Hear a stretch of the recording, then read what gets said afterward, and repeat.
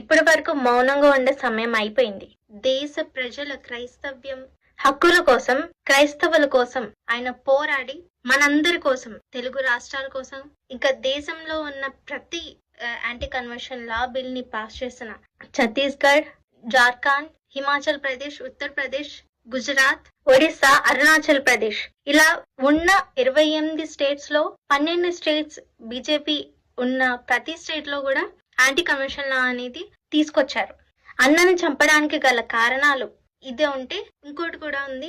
ఆయన చర్చ్ లో సర్మన్స్ చెప్తున్నప్పుడు ఐఐటి ఖరగ్పూర్ కి అసమాన తలంటుతాము అని ఒక వీడియో కూడా ఉంది, ఆయన చెప్పడం జరిగిందంట.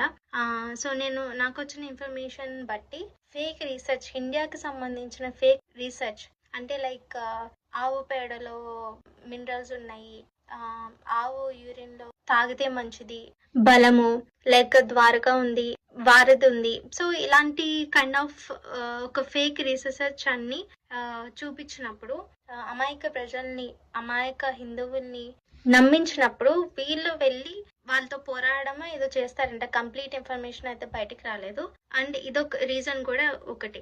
అండ్ ఏదైతే మనువాదం నుండి వచ్చిన ఈ క్యాస్ట్ సిస్టమ్ ఉందో, ఈ హిందువుల పుస్తకాల నుండి క్యాస్ట్ సిస్టమ్ వచ్చిందో దాన్ని బయటికి తీసుకురావటాన్ని వాళ్ళు చేసిన అరాచకాలు అన్ని ఇప్పటి వరకు దాచిపెట్టారు. కానీ అవన్నీ బయటికి తీసుకురావటం వల్ల వాళ్ళవన్నీ బయట పడిపోతున్నాయి కాబట్టి ఇంకా అదొక రీజన్. ఎందుకంటే దీని వెనకాల చాలా పెద్ద పొలిటికల్ ఎజెండా ఉంది కాబట్టి వాళ్ళు ఇప్పటి వరకు చేసినంతా, ఇప్పటి వరకు చెప్పిన అబద్ధాలంతా వేస్ట్ అయిపోతున్నాయి. భారతదేశానికి చెందిన హిస్టరీ అంతా బయటపడడం వల్ల.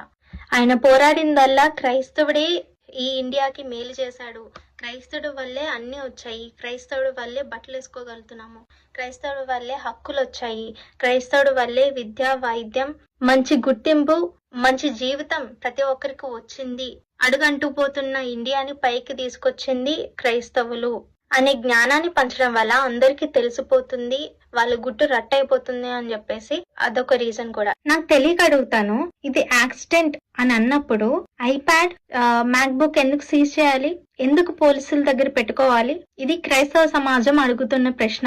1805 నుంచి చాలా ఇన్ఫర్మేషన్ లైక్ మనుధర్మం చేసిన అరాచకాలు గాని, అక్కడ నుండి అణచివేతకు గురవ్వబడిన దళితుల్ని ఆదరించడానికి వచ్చిన క్రైస్తవ మిషనరీస్ ఎలాగైతే పోరాడి హ్యూమన్ రైట్స్ కోసం గాని, ఫండమెంటల్ రైట్స్ కోసం గాని, దళితుల హక్కుల గురించి, అంచబడిన వారి హక్కుల గురించి ఆయన చాలా ఇంపార్టెంట్ డాక్యుమెంట్స్ అన్ని, లీగల్ పాయింట్స్ అన్ని ఆయన దగ్గరుండి